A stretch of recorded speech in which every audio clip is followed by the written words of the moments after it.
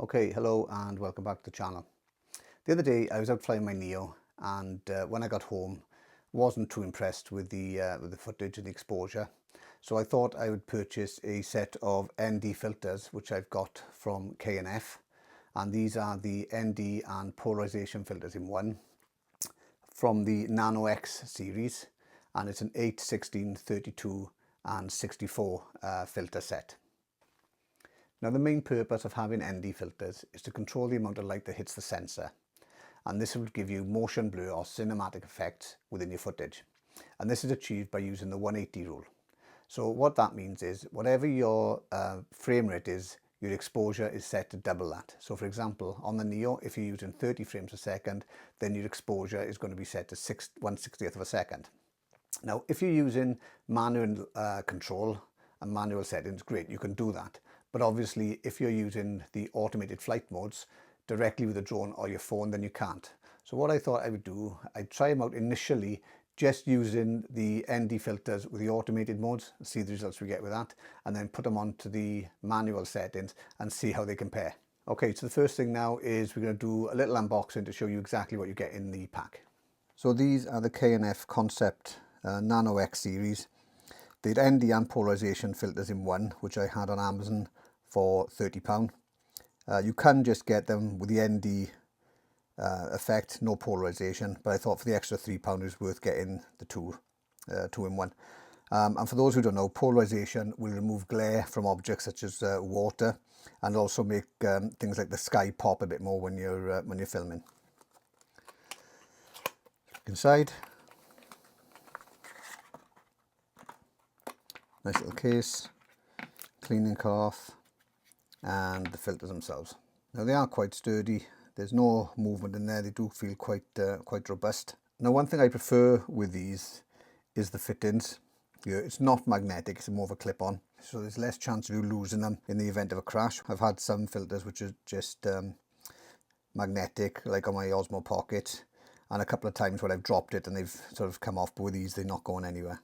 And I will put a link in the bio so you know which ones I've ordered from Amazon. And like I said, I paid for them myself, they weren't sent to me.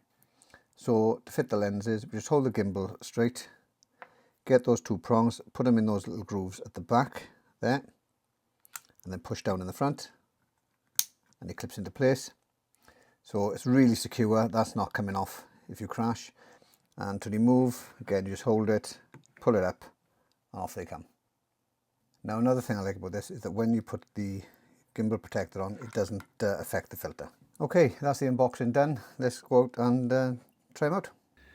Okay, so basically that's where we're going.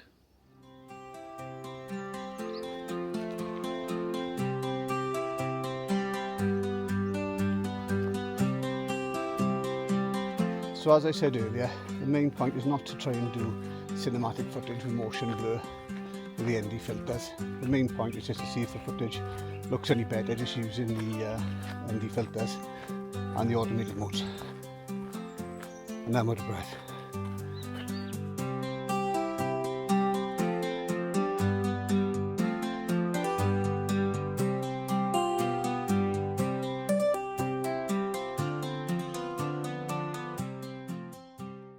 Okay, well I finally made it up here. I'm about 500-600 feet above sea level.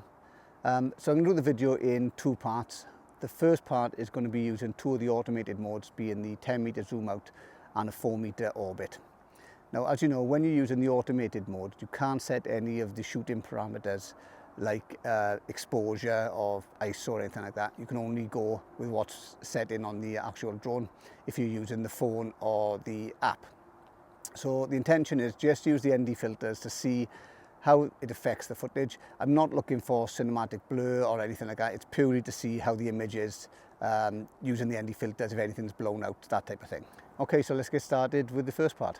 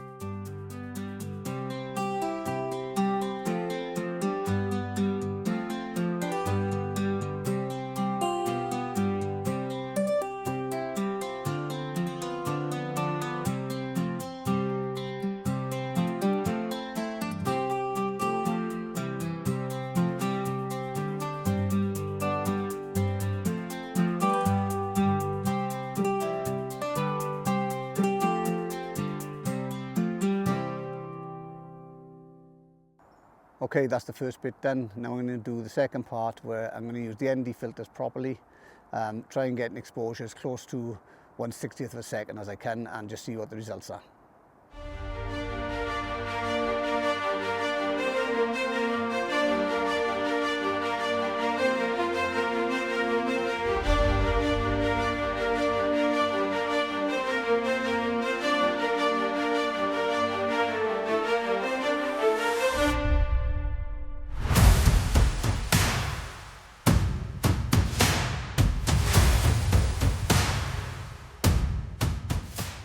Okay, so that's the flying complete, so I'm off home now to see what the results are. I'm back home and I got to be honest, I am quite disappointed. I would have thought that the ND filters would have gone a little way to stop the images being blown out, but as you can see, that wasn't the case. Even using the ND64, the image is still blown out within a matter of seconds. So one thing I did try up there, which I'll show you in a minute, is I changed my t-shirt. So I went from that light coloured white creamy one to this blue one, and that did in fact make a big difference. So bear in mind that what you're actually wearing will have a big outcome on the footage and the quality of it. So the question is, would I use ND filters for my general filming using the Neo? And the answer is no. When I'm using the automated mode, it made no real difference, which I thought it would have made some, but obviously it didn't. The other thing I was disappointed with is using them on the manual mode, because the color shifts were too great.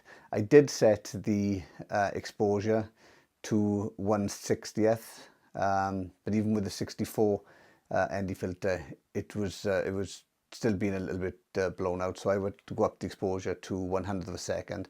But you can see from the two images that the color differential between the two is quite dramatic. For me, I did prefer the image without the ND filters as far as the colorization was going, but obviously you're not going to get the motion blur that you would get using the ND filters. So it's going to be a matter of personal preference as to which one you really want to prioritize within your footage. Anyway, if you found it useful, give us the thumbs up and the like. If you've got any questions, let me know below. I'll catch you again soon, and hopefully I can get up to 150. Thanks very much, and bye.